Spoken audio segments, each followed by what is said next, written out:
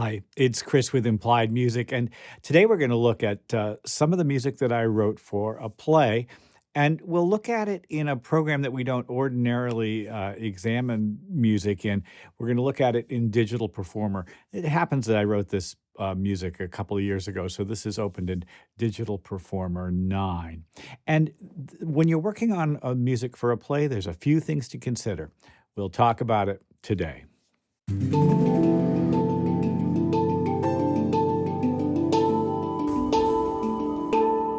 So let me just say a little bit about the play, Mother of the Maid. It's the story of Joan of Arc, her family, and it focuses on the story of Joan's mother. Well, of course, that means it takes place in basically medieval France. And so I needed to create a set of instruments and a musical vocabulary that would fit.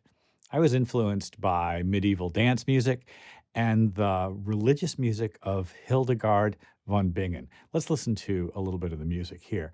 What I typically do when I start off a show is I write like a proof of concept piece. Not really a lot of tracks. I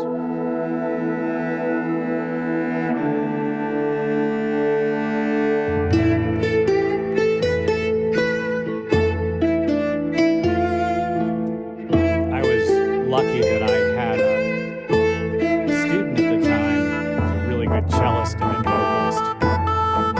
She helped me a lot with this. We'll listen to some of her vocals later.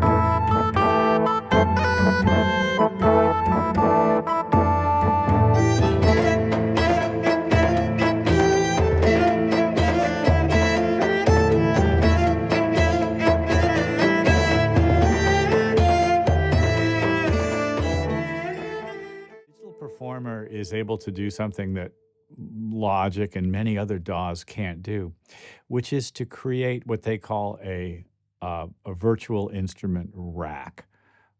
That virtual instrument rack will show up on my mixer over here. And you can see I've created organ, lute, key harp, which is a kind of a funny little bowed thing, the Byzantar, which I just talked about recently, and then some classic percussion and vocal sounds, the flute and the free reed oboe type instrument called the shawm, trombone, and then some frame drums, bells, and then a bunch of vocal pads. Everything, of course, has a ton of reverb just because of the nature of things. Now, that basic instrument set gets addressed by all of the pieces that I write for the show. I might not use everything. For instance, theme 1, which is here, was the one we just heard playing. And we could go to theme 2, and it will load a completely new, I guess you'd have to call it like almost like a project if it was Logic or Ableton Live. So I'm going to click on that play, and it'll load a completely new sequence, a new chunk is what Digital Performer calls it. This is why Digital Performer is the kind of the go-to DAW for so many film and theater composers. So if I open up this window and just kind of like look at everything, you can see a really pretty great representation of all of my MIDI notes. And again, I'm using the same instruments that I was using in the previous.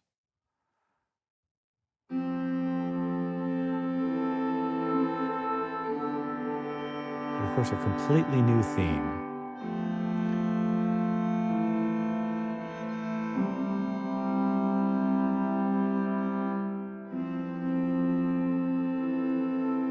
When you're writing music for theater and for film, you're looking for the emotional truth of the scene. And you don't want to get in the way of what's happening.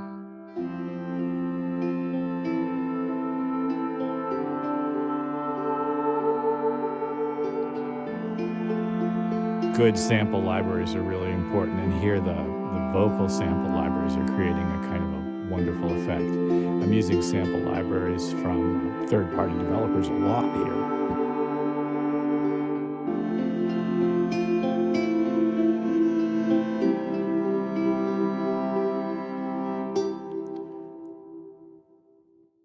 So let's drop into this. This is my student and collaborator on this project was Penina. You can see her singing over here.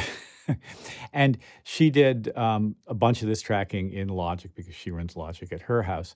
This was a piece that I recorded really carefully, and she just, that is to say, I notated it, and she double tracked it. It's a beautiful version of this theme.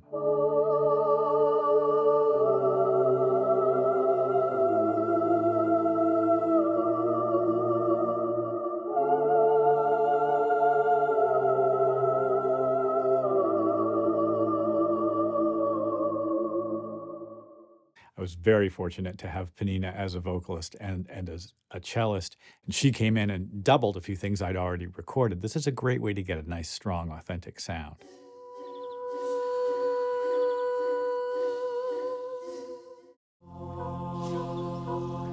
So beautiful. I'm going to stop this. Well, if I can find a video of Penina singing one of the tracks, I'll drop it in here.